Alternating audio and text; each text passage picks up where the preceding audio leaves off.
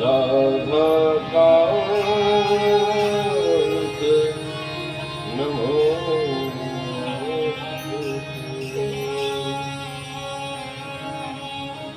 वसुदेव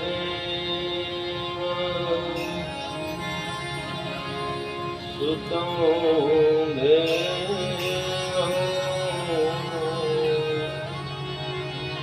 कंस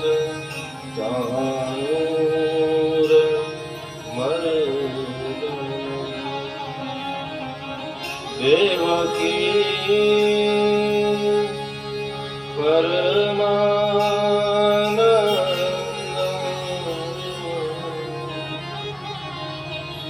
कृष्णं वन्दे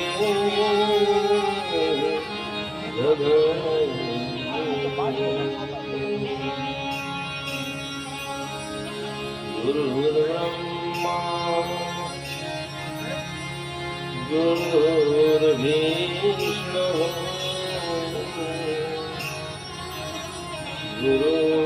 गुरुर्देवो महेश्वरः गुरुर्साक्षात्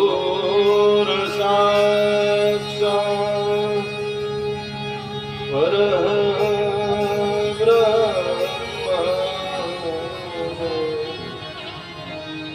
तस्मै श्री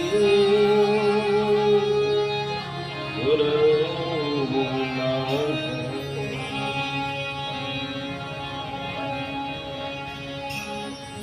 द्वारिकाधीश की जय, भवेश्वर महादेव की जय, सत्यनारायण भगवान जय, पितामही महाराज की जय। हरे राम हरे कृष्ण हरे राम हरे कृष्ण हरे राम हरे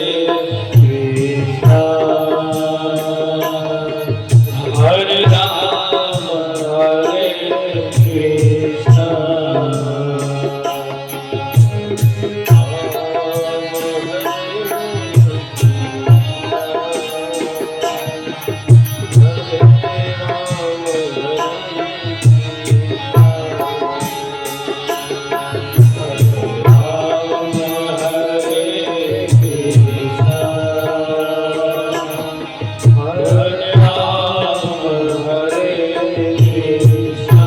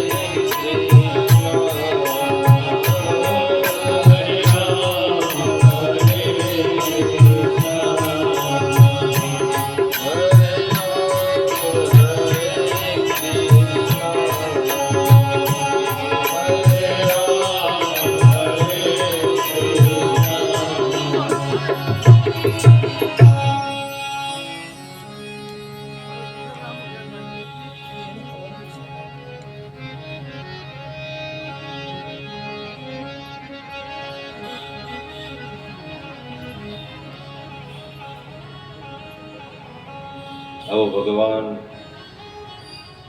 ભાવેશ્વર મહાદેવ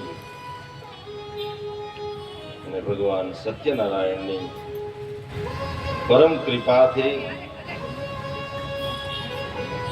એના સાનિધ્યમાં શેષ કથાઓને થોડા સમયમાં જોઈએ.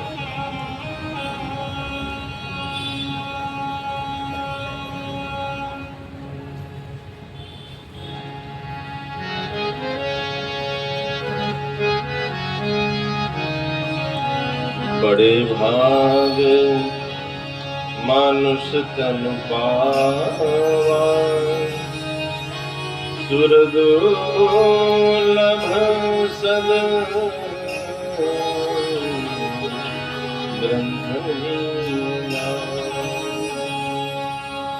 बड़े भाग मानुष तन पावा. रामचरितमानस में तुलसीदास जी महाराज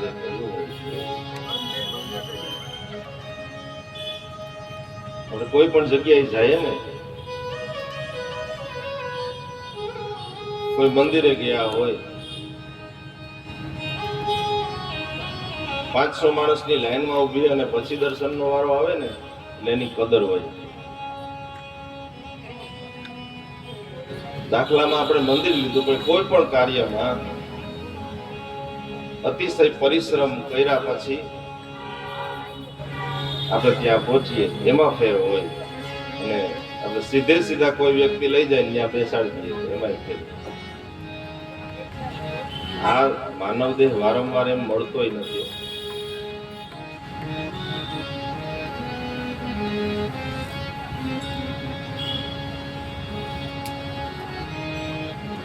એક ઓરડામાં એક વ્યક્તિને, અંધ વ્યક્તિને પૂરી દીધું. 4 દરવાજા છે ચારે દિશામાં. એને કીધું કે આ દરવાજા એની મેળે બંધ થશે અને ખુલશે, તમારે બહાર નીકળવાનું છે.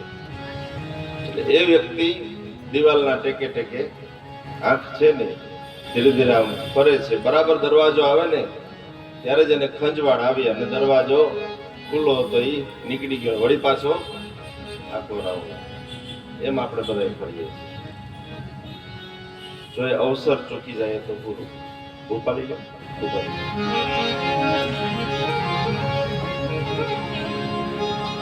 તો ભગવાનની કૃપા હોય તો જ આપણે આ ભગવાનની કથા સાંભળી શકીએ.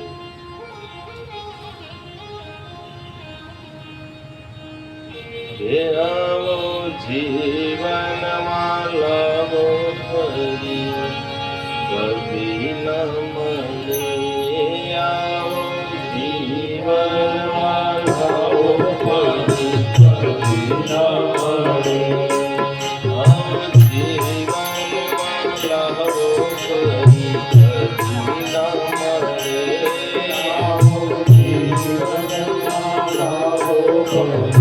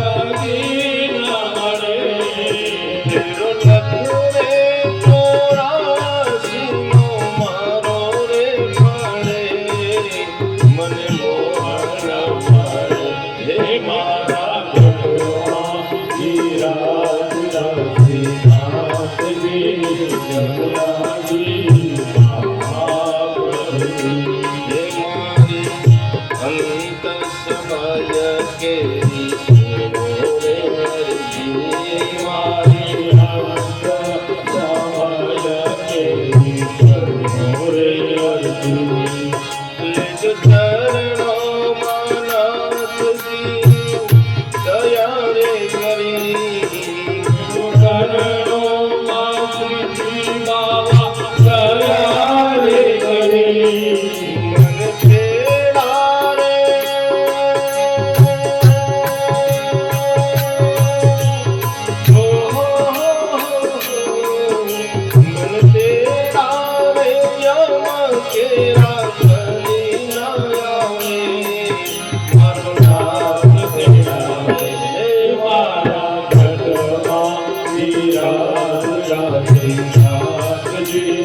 યમુનાજી મહાપ્રભુજી હે મારા ઘરમાં બિરાજતા શ્રીનાથજી યમુનાજી મહાપ્રભુજી મારા ઘરમાં બિરાજતા શ્રીનાથજી યમુનાજી મહાપ્રભુજી.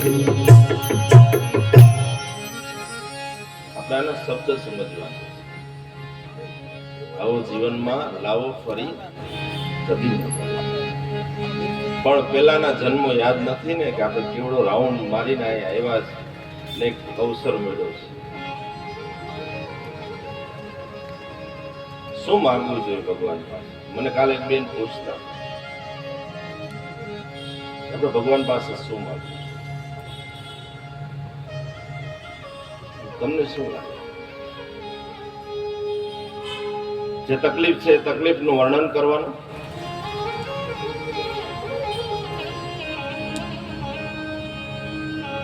બાળકોને કોઈ તકલીફ થાય તો એના માતા પિતાને કહેવું પડે.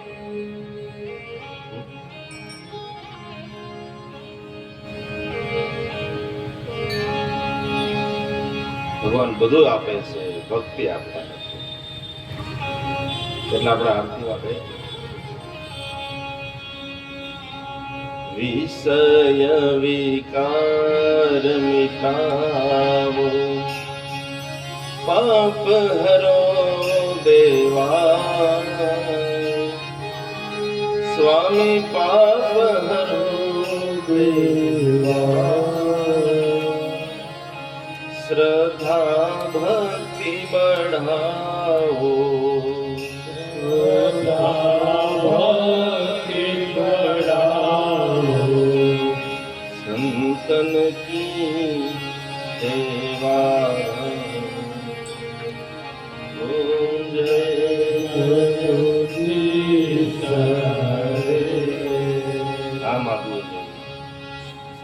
तन मन धन सब तेरा सब कुछ है तेरा स्वामी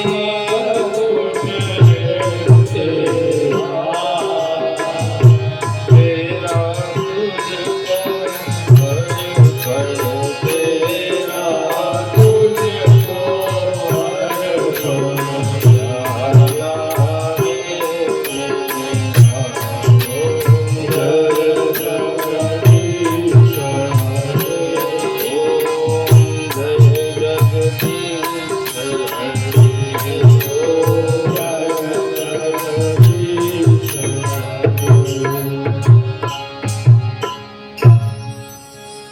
કથા જ્યારે પહેલે દિવસે શરૂઆત થઈ ને ત્યારે મેં એક વાત કરી હતી કે આપણે ત્યાં મહેમાન આવે ને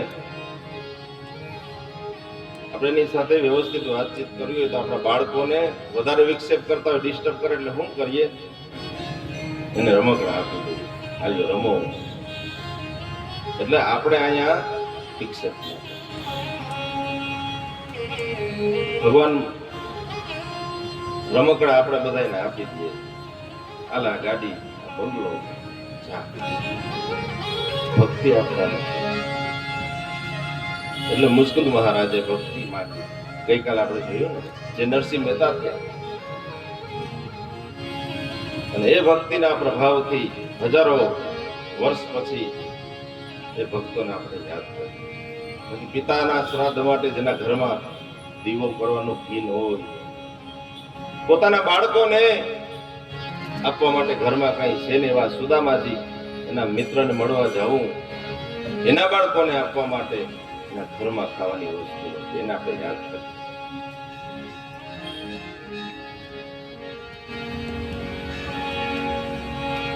ગોપીઓએ રાસ રમણ કર્યું ને એ પછી યુગલ ગીત ગાય છે.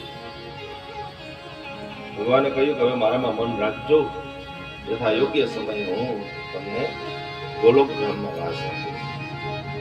હવે ગોપીની દરેક ક્રિયા ભક્તિ બની ગઈ. દરેક ક્રિયા પોતાના ઘરના કામ કરતી હોય તોય એની ક્રિયા એ ભક્તિ બની ગઈ. મથુરામાં દહીં દૂધ માખણ વેચવા જાય જે વસ્તુ વેચતા હોય એનું નામ લેવાનું હોય ને. ગોપી ભાન ભૂલી ગઈ. મથુરાની બજારમાં ગોરસ વેચે છે. દૂધ, દહીં, માખણ. કોઈને દૂધ લેવું, માખણ લેવું એવું બોલવું જોઈએ, એના બદલે કોઈને ગોવિંદ લેવો, કોઈને દામોદર લેવો, કોઈને માધવ લેવો. થોડી રે ભરવારણ ભરીને વેચવાને હાલી રે. થોડી રે ભરવારણ ભરીને વેચવાને શેરીએ શેરીએ સાદ પાડે જોને કોઈ મુરારી રે. શેરીએ સાદ પાડે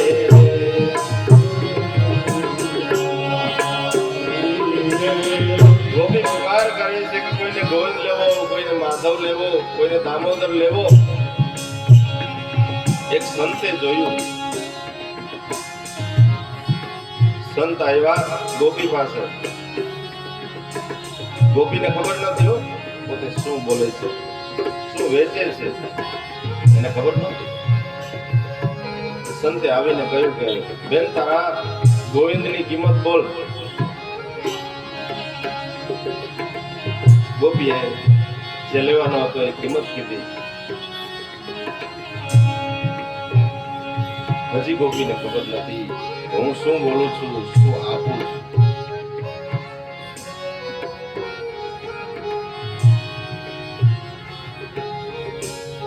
તારો ગોવિંદ મને આપ, મારે જોઈએ છે. એને ધન આપ્યું, જે કંઈ પણ આપવાનું હતું એ આપ્યું. અને ગોપીએ ઉપરથી મટુકી નીચે ઉતારી અને મટુકી ઉતારી અને સંતે જ્યાં અંદર જોયું ત્યાં તો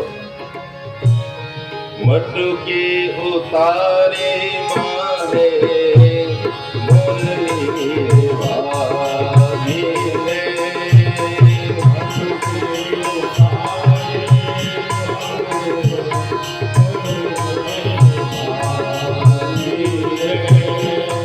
થોડી રે ભરવારણ ભરીને વેચવાને હાલી રે.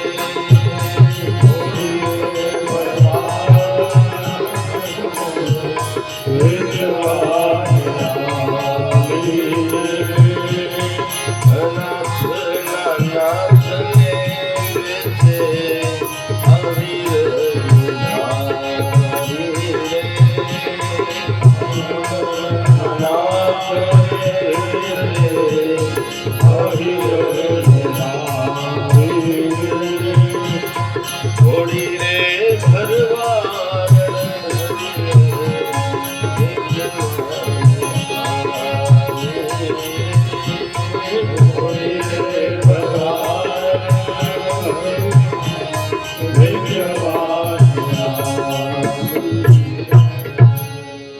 મટુકી ઉતારી માથે મોરલી. એની એક એક ક્રિયા એ ભક્તિ બની ગઈ છે. ત્યારે જતું એવું નથી, અત્યારે આવે છે. એ સમયમાં હતું એવું નથી. તમે વૃંદાવન જાઓ, ગોકુળ જાઓ, બરસાના જાઓ, વિદેશના ગોરા લોકો હાથમાં ગૌમુખી હોય, માળા હોય, તિલક કર્યા હોય, એનું ન ખાવાનું બધું છોડી દીધું. એને એ બધું આપણાએ સંભાળી લીધું. અમુક એ લોકો સાત્વિક ભોજન લે છે અને ભક્તિ કરે છે. ગીતાજીમાં ભગવાને કહ્યું, યે યથા મામ પ્રપદ્યન્તે તાંસ્તથૈવ ભજામ્યહમ. મારો ભક્ત જે ભાવથી મને ભજે છે એ જ ભાવથી હું સામે એવી પ્રતિક્રિયા આપું છું.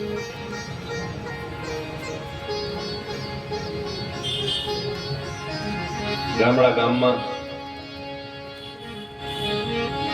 એક દીકરી પરણીને આવી.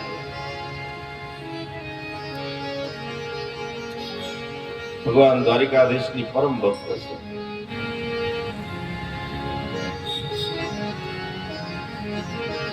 કલયુગની વાત, સત્ય હકીકત છે.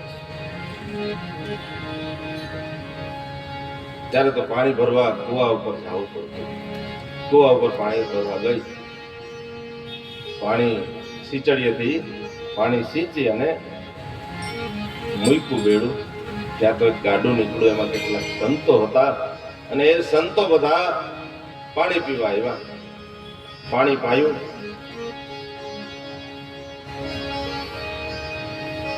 જોઈને ઓળખી ગયા, બેન વવારું લાગે સાંઈ. તો કે હા.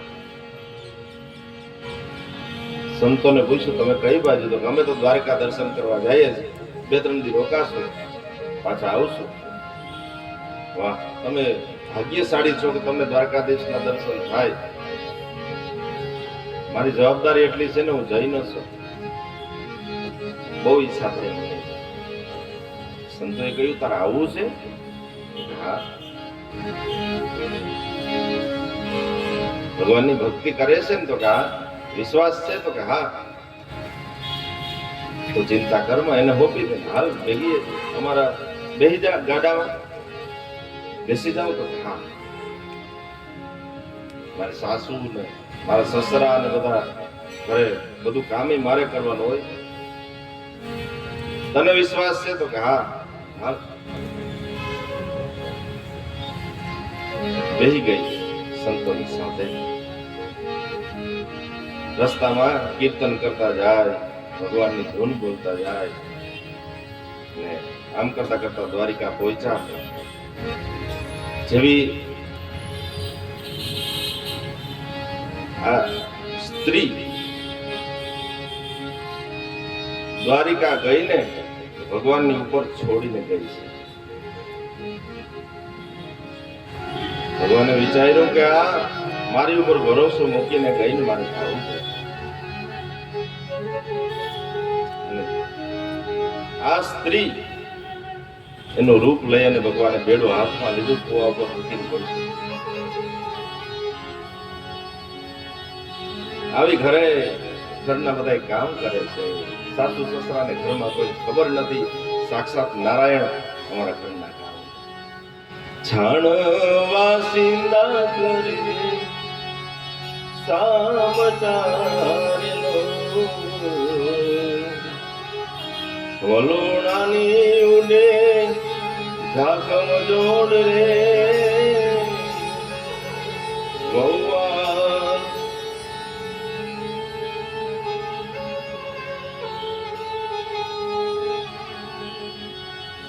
વહુવારું થઈને વાલો આવ્યા, થઈને વાલો આવ્યા.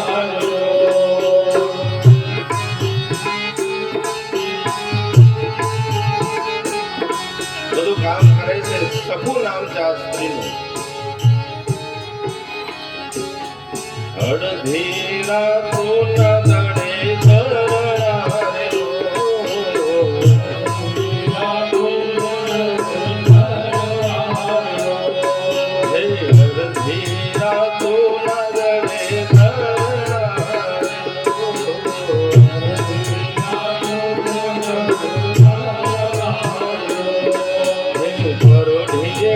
પાણી ભરવા જાય જો રૂપ થઈને વાલો આવ્યા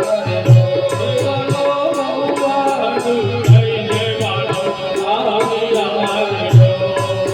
હે રસોડામાં ભગવાને મેલ્યો,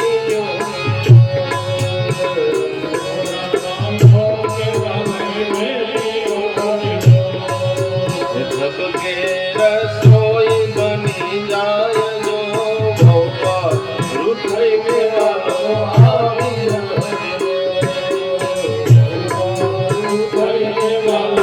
આવ્યા રે. સગુના સસરા જમવા બેઠા. ના તો ભગવાનના હાથની રસોઈ શું બાકી હોય. સસરાએ કહ્યું કે તે શું સગુની રસોઈ બને છે? એમ થાય કે ખાધે જ રાખીએ તૃપ્તિ થતી નથી. સાસુને ગમ્યું નહીં, વહુના વખાણ થયા ને સાસુથી રહેવાયું નહીં. સાસુએ કીધું કે એમને નથી આવડું, મારવો પડ્યો, ખીજાવવું પડ્યું ત્યારે આવડું છે.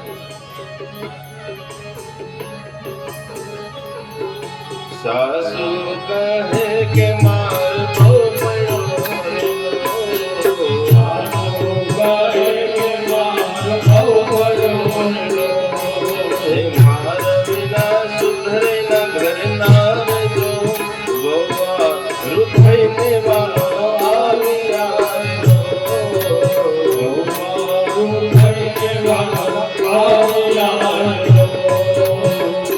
આખું જગત જેના ચરણે પડે તે ભગવાન આજે ભક્તાની ભક્તિને વશ થઈને સાસુ સસરાના પગ દબાવ્યા. સાસુ બોલ્યા છે પલંગ માર્યો, સાસુ બોલ્યા છે પલંગ માર્યો, હે વાલો મારો પગ દબાવવા જાય જો રૂઠઈને વાલો આવી આવ્યો.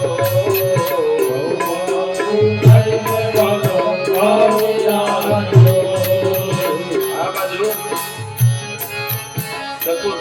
મૂળ સખો તો દ્વારકામાં છે, સંતોની હારે પ્રદક્ષિણા કરે, નાચતી કૂદતી ભગવાનની ધૂન બોલે.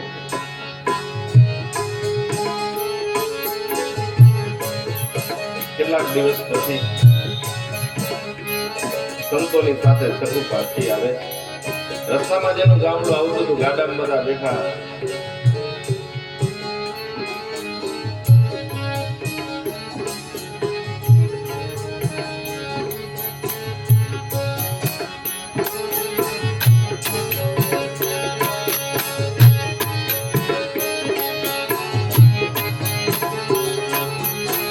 એનું ગામ આવ્યું. સંતોએ બધાને પ્રણામ કર્યા.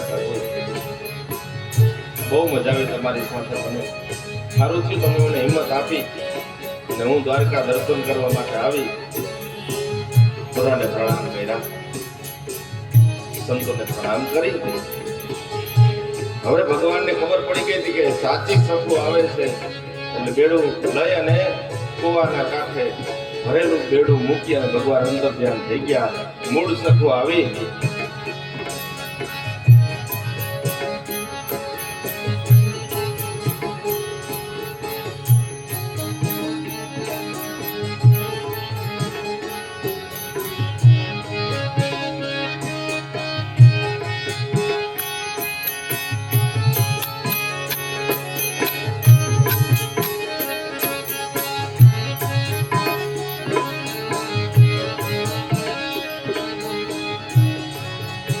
ભગવાન અંતર ધ્યાન થયા છે ત્યાં બેડું મૂકીને સખુ આવી.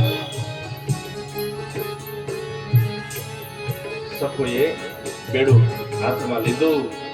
ભગવાન દ્વારિકાધીશને પ્રાર્થના કરી કે હે દ્વારિકાના નાથ, તારા ભરોસા બધું મૂકીને ગઈ હતી, હવે જે થાય એ સાચું. એમને જો સાસુ મારતી હોય ઘરના કામ કરવામાં, તો આ તો કેટલા દિવસ સુધી ઘરમાં છે જ નહીં, કીધા વિના પૂછ્યા વિના વહી ગઈ.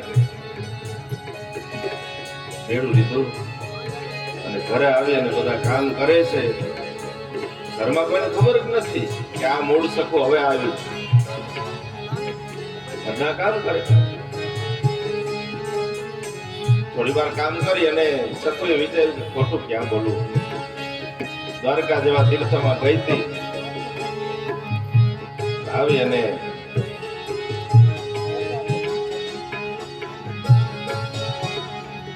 પ્રણામ કર્યા. સાસુ સસરાને પગે લાગીને કહ્યું કે માફ કરજો, હું તમને પૂછ્યા વિના દ્વારકા ગઈ.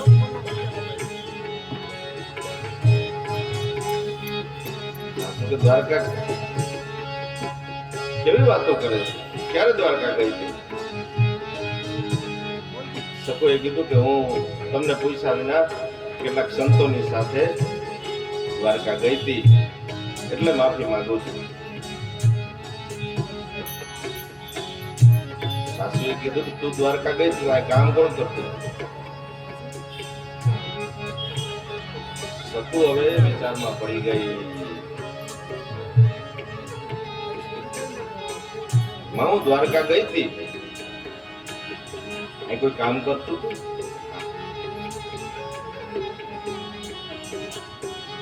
ખોટું બોલે, સાસુ ખીજાણી. એવી આવી અવનવી વાતો બનાવીને આવે છે.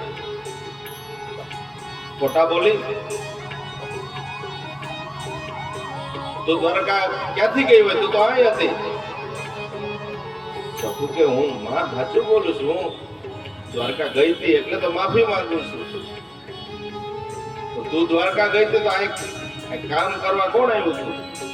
તારો બાપ આવ્યો તો કામ કરવાનું કીધું. સખુને એમ કીધું. શું બોલ્યા માં? બોલો તો પાછા. તું દ્વારકા ગયો તો અહીં કામ કોણ? તારો બાપ કરતો હતો. ઓહો, સખુ કઈ કામ કરતો તો કોઈ? બસ આ સંવાદ ચાલુ હતો.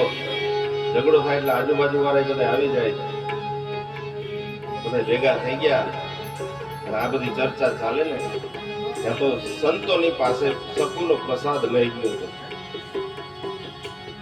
પ્રસાદ લઈ અને સંત સખુનું ઘર પૂછી અને આવ્યા. લોકો બધા ઉભા હતા, એને એક બાજુ કરી અને અંદર ગયા અને સખુના હાથમાં પ્રસાદ આપ્યો અને કહ્યું, લે બેન દીકરી, આ તારો પ્રસાદ અમારી સાથે રહી ગયો હતો, તું ભૂલી ગઈ હતી. સખુએ કીધું કે માં સાંભળો, હું દ્વારકા ગઈ હતી. તો કહેતા હતા ને તારો બાપ આવ્યો તો, મારો બાપ નહીં પણ મારા બાપનો બાપ કામ કરી ગયો.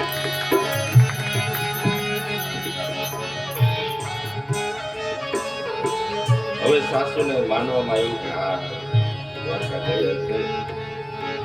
સાસુ અને સસરા બેને અફસોસ થયો. સખુને સામા પ્રણામ કર્યા. સાસુ અને સસરા પ્રણામ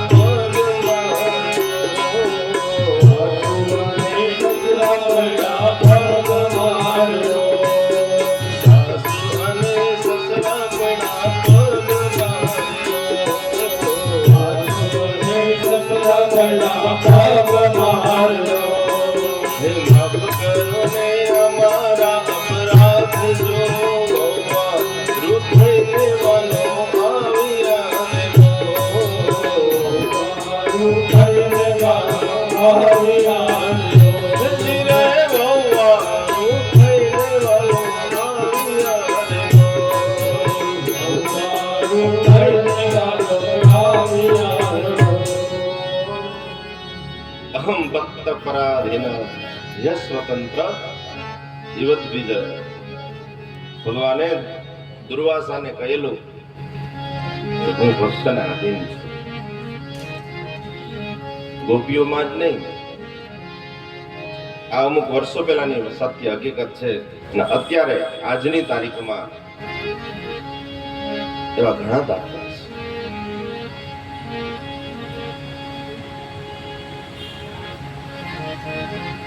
બરસાનામાં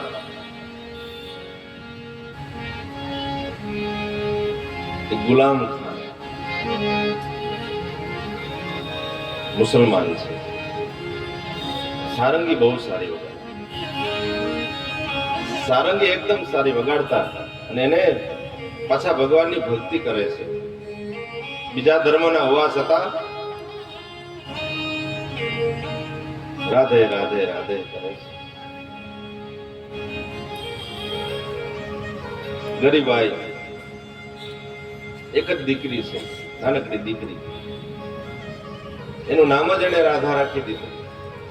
એના નામથી રાધાનું નામ લેવાઈ જાય. ઠાકોરજીના મંદિરમાં રોજ સારંગી વગાડે. રાધા નૃત્ય કરતી હોય એની નાનકડી દીકરી રોજ સારંગીની સેવા આપે છે અને ભક્તિ કરે છે. જોત જોતામાં દીકરી મોટી થઈ, યોગ્ય જગ્યાએ એને પરણાવવી પડે એટલે પરણાવી. હવે આ ગુલામ ખાન એકલા થયા. એક જ દીકરી ઘરમાં સભ્ય. એટલે દીકરી રાધા વિના એને ક્યાંય ગમતું નથી. ખાધા પીધા વિનાના 3 દિવસ કાઢી નાખ્યા. હવે ઘરે પણ જતા નથી. ત્યાં ને ત્યાં ઠાકોરજીના મંદિરમાં નિવાસ કરે છે. સીડી ઉપર પડ્યા રહે છે ગુલામ.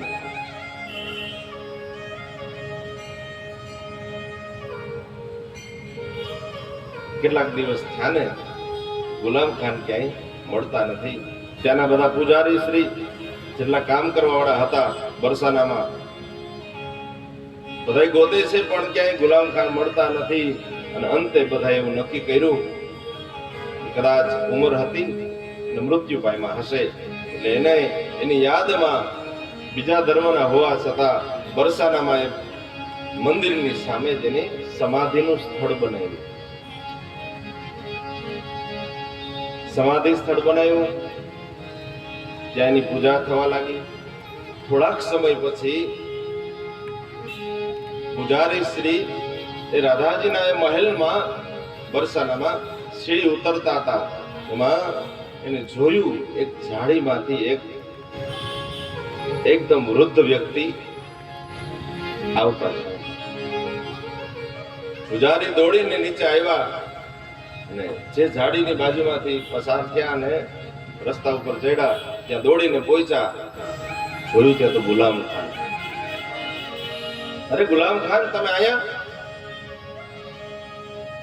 તમને ઘણા અમે ગોઈતા પણ ક્યાંય મળ્યા નહીં. અમને એમ થયું કે તમારું મૃત્યુ થઈ ગયું હશે. આ તમારી સમાધિનું સ્થળ છે. તમે ક્યાં ચાલ્યા ગયા હતા? ગુલામ ખાને કહ્યું કે મારી દીકરી રાધા સાસરે વળાવ્યા પછી હું રાધા રાધા રાધા નામ જપતો હતો, ઠાકોરજીની સેવા કરતો હતો. એક સમયે ઠાકોર આવીને આવ્યા, રાધાજી આવ્યા,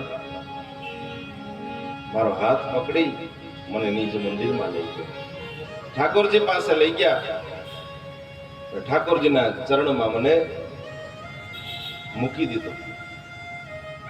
મધ્યરાત્રિએ ઠાકોરજી મને હાથ પકડી અને ગોલોક ધામમાં લઈ ગયા અને ત્યાં એ બધી લીલાઓના મેં દર્શન કર્યા છે.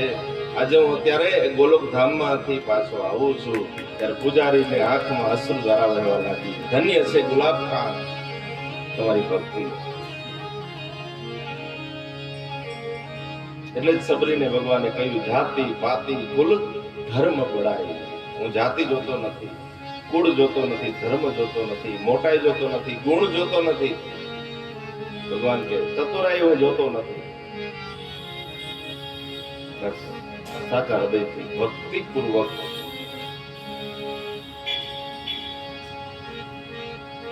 કથામાં શું આપણે